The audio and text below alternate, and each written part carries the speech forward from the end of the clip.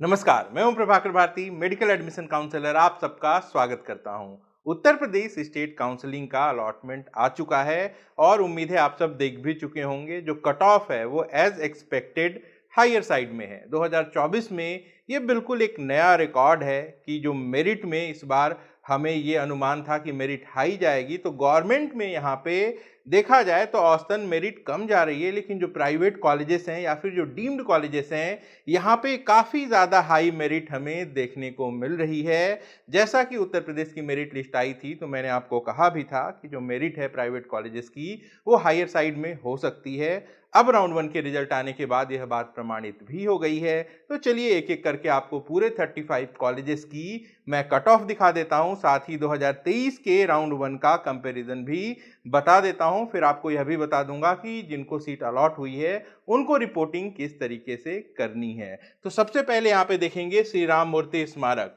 जो कि उत्तर प्रदेश का सबसे बढ़िया कॉलेज माना जाता है। बावजूद इसके जो कट ऑफ है इसमें इसकी पोजीशन सेकंड है। तो ये लास्ट ईयर 471 स्कोर पे, और रैंक देखिए, रैंक वर्सेस स्कोर हर बार बदलता है, लेकिन रैंक वाइज भी हम देखें तो प्राइवेट कॉलेजेस की जो कट ऑफ है वो हमें हायर साइड में देखने को मिल रही है। इसलिए ऐसा हो रहा है क्योंकि नीट के रिजल्ट को लेके जो कुछ भी स्कैम की बातें हुई या फिर जो सुप्रीम कोर्ट में सुनवाई हुई और इसके बाद जो उसका नतीजा निकला, तो लोगों का जो ट्रस्ट है वो नीट एग्जाम सिस्टम से टूट गया है। लोग बहुत ज़्यादा पैनिक सिचुएशन में है। तो श्री राम मूर्ति जहां लास्ट ईयर 1,39,372 पे अलॉट हुआ था, 1,01,000 पे अलॉट हुआ है, स्कोर है 579 का, और जो चेंज आया है स्कोर में वो 108 स्कोर का है, जो कि बहुत ज्यादा है। फिर बात की जाए मुजफ्फरनगर मेडिकल कॉलेज की, 1,96,000 से बढ़ के 1,36,000 पे चला गया है, 127 स्कोर अबव लास्ट ईयर के कंपैरिजन में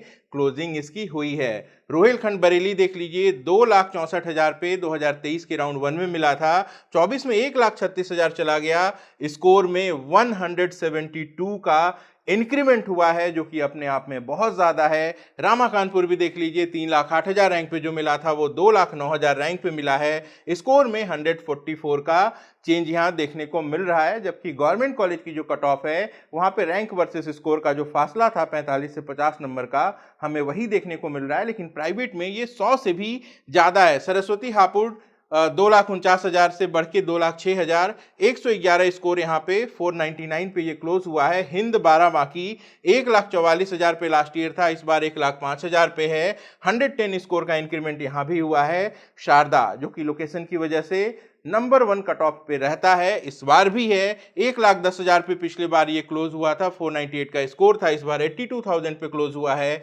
स्कोर है 596 का, 98 यहाँ पे स्कोर में आप इंक्रीमेंट देख सकते हैं। रामा हापुड़ में भी यही हाल है, 3,99,000 से बढ़ के 2,69,000 चला गया है, 149 स्कोर की इंक्रीमेंट है यहाँ पे। और सुभारती मेडिकल कॉलेज, जो कि उत्तर प्रदेश का सबसे पुराना मेडिकल कॉलेज है, लेकिन कई तरीके के विवाद होते रहते हैं और बहुत बार कैंडिडेट्स कंफ्यूज होते हैं इसे लें या फिर नहीं लें, जबकि कट ऑफ कुछ और बयान कर रहा है। 3,21,000 पे पिछले बार अलॉट हुआ था, इस बार 1,75,000 पर। और जो सबसे ज़्यादा इंक्रीमेंट है उत्तर प्रदेश के प्राइवेट कॉलेजेस में वो सुभारती में देखने को मिली है। 175 मार्क्स का डिफरेंस यहाँ 2023 के कंपैरिजन में हमें देखने को मिल रहा है। चलिए, राजश्री बरेली 5,09,000 रैंक पे, ये इस बार बढ़ के 3,98,000 रैंक पे हो गया है, 123 स्कोर यहाँ पे ये बढ़ चुका है। हेरिटेज 3,68,000 से 2,56,000 रैंक पे, 143 स्कोर की इंक्रीमेंट यहाँ पे। हिंद सीतापुर 1,99,000 से 1,29,000 पे आ गया, 134 स्कोर यहाँ पे भी ये लास्ट ईयर से ऊपर गया है।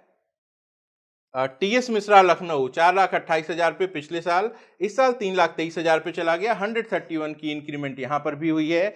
प्रसाद लखनऊ 4,71,000 पे था पिछले साल, 3,38,000 पे 139 स्कोर यहाँ भी ऊपर जा चुका है। इसी तरीके से मायो 12 बाकी की रैंक देख लीजिए, इस बार 423 पे क्लोज हो गया है, 127 मार्क्स ऊपर जाके। कृष्णा मोहन मथुरा 402 तक गया है, पिछले बार ये मात्र 256 पे था, 146 का इंक्रीमेंट यहाँ पर भी है। सरस्वती उन्नाव पिछले बार राउंड वन में डिबार हो गया था, तो उसका कंपैरिजन नहीं है, इस बार ये 366 पे अलॉट हुआ है।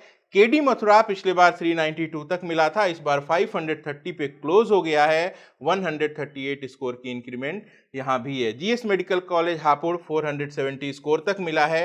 157 स्कोर की इंक्रीमेंट यहां भी है। एनसीआर जो कि मुलायम सिंह यादव के नाम से आप पहले जानते थे, ये 441 पे क्लोज हो गया है। 156 स्कोर की इंक्रीमेंट यहां भी देखने को मिली है लास्ट ईयर के राउंड 1 से। वरुण अर्जुन शाहजहांपुर 383 स्कोर तक मिला है। 138 स्कोर की इंक्रीमेंट हमें यहां भी देखने को मिल रही है।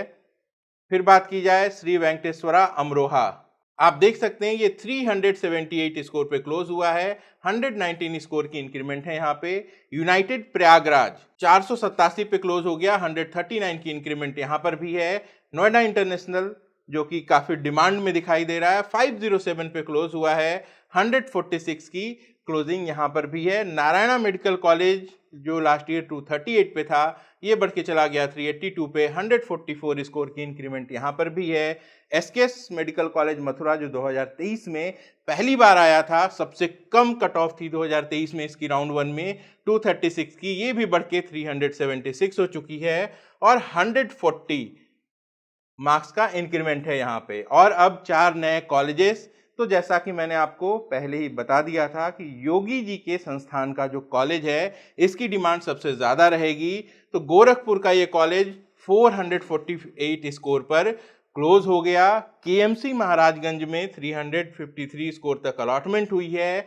अजय सिंगल शामली यहाँ पे 361 तक सीट मिली है। और 359 श्री सिद्धि विनायक मेडिकल कॉलेज संभल 359 पर क्लोज हो गया है। तो इस तरीके से अगर हम ये देखें कि नन माइनॉरिटी वाले कॉलेजेस जिन पे फीस कम होती है, सबसे कम स्कोर जिस पे 2024 के राउंड 1 में सीट मिली है वो कितनी है, तो आप यहाँ पे देख सकते हैं 353 स्कोर पर क्लोज हो चुका है। नन माइनॉरिटी की जो सीट है, जो कट ऑफ आप कह सकते हैं उत्तर प्रदेश के राउंड 1 की, वो 353 स्कोर है। चलिए अब माइनॉरिटी कॉलेजेस की कट ऑफ भी दिखा देते हैं और यह भी हायर साइड में है।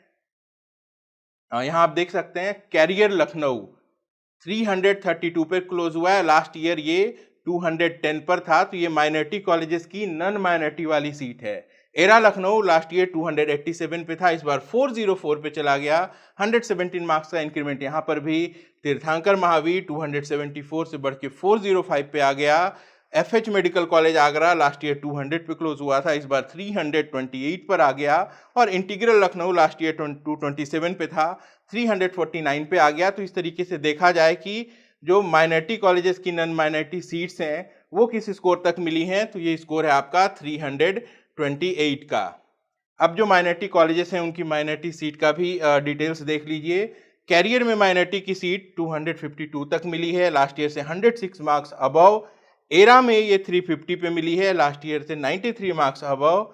और तीर्थंकर महावीर में 175। इनफैक्ट ये जैन माइनॉरिटी का कॉलेजेस है और कुछ सीट्स यहाँ पे अनअलॉटेड रह गई हैं, तो उसके बावजूद 175 यहाँ पे कट ऑफ है।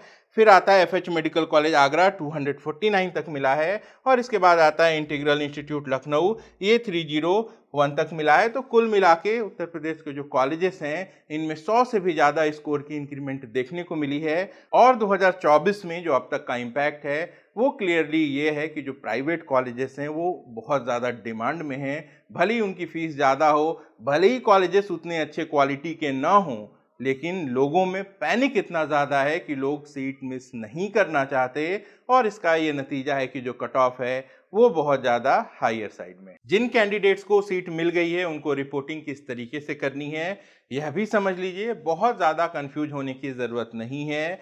आप यूपी नीट की वेबसाइट पे जाएंगे, अपना अलॉटमेंट लेटर डाउनलोड करेंगे। आपके अलॉटमेंट लेटर पे आपका नोडल सेंटर लिखा हुआ होगा। जो गवर्नमेंट कॉलेज के कैंडिडेट्स हैं उनका जो भी अलॉटेड कॉलेज है वही नोडल सेंटर होता है, लेकिन प्राइवेट कॉलेजेस के लिए 3-4 कॉलेजेस के लिए एक सेंटर जो उसी एरिया का होता है निर्धारित कर दिया जाता है। तो वो आप अपने अलॉटमेंट लेटर पे देख सकते हैं। फिर क्या करना है आपको जो भी कॉलेज अलॉट हुआ है उसके ट्यूशन फीस की डीडी बनानी है। एग्जैक्ट कितना अमाउंट होगा, तो जो exact tuition fee UP DGME ने डिसाइड किया है उस सेम अमाउंट की आपको डीडी बनानी है। थोड़ी देर पहले यूपी नीट की वेबसाइट पे एक नोटिस आई है जो मैंने टेलीग्राम चैनल पे भी आपको प्रोवाइड कर दी थी, उसमें सारे डिटेल्स दिए गए हैं। वही नोटिस आप यहाँ स्क्रीन पर भी देख रहे हैं। तो यहाँ पे यही बात लिखा गया है कि आपको आपके नोडल सेंटर पे, जो कि आपके अलॉटमेंट लेटर पे लिखा हुआ है, वहां पे जाके रिपोर्टिंग करनी है। ये लिस्ट ऑफ डॉक्यूमेंट्स हैं जो आपके लिए ज़रूरी हैं। तो अगर प्राइवेट कॉलेज में अलॉटमेंट हुआ है और दूसरे स्टेट के हैं तो वहाँ पे आपको डोमिसाइल की ज़रूरत नहीं है, बाकी के जो डॉक्यूमेंट्स हैं वो आप ले लेंगे। और एक बात यहाँ पे देख लीजिए कि डीडी किस नाम से बनानी है। तो याद रखिएगा, जो ट्यूशन फीस का डिमांड ड्राफ्ट है वो आपको कॉलेज के नाम पे नहीं बनाना है। आपकी जो डीडी होगी वो डीजीएमई के नाम पे बनेगी। जो स्पेलिंग है वो आप नोटिस में देख लीजिए, director general medical education and training Uttar Pradesh, payable eight Lucknow. ठीक है, इस नाम से आपको डीडी बनानी है। कितने अमाउंट की बनानी है, तो कॉलेज की पूरी लिस्ट और ट्यूशन फीस इसी नोटिस में नीचे दी हुई है, तो आप उसे वहां से देख सकते हैं। अब आप में से कई सारे ऐसे कैंडिडेट्स होंगे जो राउंड 2 के लिए अपग्रेडेशन में जाएंगे, और जैसा कि उम्मीद है, चूंकि उत्तर प्रदेश में इस बार राउंड 1 फ्री एग्जिट था, यहाँ पे कई सारी सीटें वैकेंट भी आएंगी। तो राउंड 2 जिनको अपग्रेडेशन के लिए ट्राई करना हो, उनको क्या करना है, उनको जो ट्यूशन फी की डीडी है वो डीजीएमई के नाम पे बना के जो नोडल सेंटर है वहां पे जमा कर देना है, और उसके बाद राउंड 2 का वेट करना है। देखिए नोटिस में यह बात लिखी हुई है कि आपके जो हॉस्टल, सिक्योरिटी डिपॉजिट और जो अदर चार्जेस हैं वो आपको कब देने हैं। तो यहाँ पे यह बात लिखी गई है कि ऐसे अभ्यर्थी जिनके द्वारा प्रथम चक्र की काउंसलिंग से अलॉटमेंट प्राप्त करके एडमिशन ले लिया जाएगा और वह द्वितीय चक्र की काउंसलिंग में रीसफल हेतु इच्छुक हैं, वह कॉलेज की सिक्योरिटी, हॉस्टल एवं अदर चार्जेस जो हैं वो द्वितीय चक्र की काउंसलिंग संपन्न होने के पश्चात संबंधित कॉलेज में रिपोर्ट करते हुए जमा करेंगे। तो याद रखिएगा, कॉलेज जैसे ही अलॉट होता है, कई बार कैंडिडेट्स को कॉलेज की तरफ से फोन कॉल्स आते हैं और उनको दबाव दिया जाता है कि वो अदर चार्जेस आके जमा कर दें। कई बार यह भी कहा जाता है वरना उनका एडमिशन कैंसिल हो जाएगा। तो इससे डरने की जरूरत नहीं है। कॉलेज आपका एडमिशन नहीं कैंसिल कर सकता। जैसा कि बार बार दोहराता हूं, कॉलेज के कंट्रोल में एडमिशन है ही नहीं। एडमिशन जो आपको मिल रहा है वो स्टेट गवर्नमेंट के थ्रू मिल रहा है, और जो आप डीडी जमा कर रहे हैं वो स्टेट गवर्नमेंट के नाम पर है। तो आपको कुछ भी नहीं करना है, सिर्फ डीडी जमा करिए। और जैसे ही आपका कॉलेज अपग्रेड हो जाता है तो जो नए कॉलेजेस की फीस होगी, बीच का जो डिफरेंस अमाउंट है, आप नोडल सेंटर पे जाके पे कर सकते हैं। तो इस तरीके से आपको अपग्रेडेशन का लाभ उठाना है। जो रिपोर्टिंग है उसकी डेट आप यहाँ देख सकते हैं। रिपोर्टिंग 31 अगस्त से लेके 5 सितंबर के बीच पूरी की जाएगी। तो इसी टाइमलाइन के बीच आपको डीडी और ओरिजिनल डॉक्यूमेंट्स लेके कैंडिडेट को नोडल सेंटर पे जाके अपने एडमिशन की जो प्रक्रिया है उसे पूरी कर लेनी है। लाइक कर दीजिए इस वीडियो को। अपना और अपनों का खूब ख्याल रखिएगा। मैं जल्द मिलता हूं। नमस्कार, जय हिंद।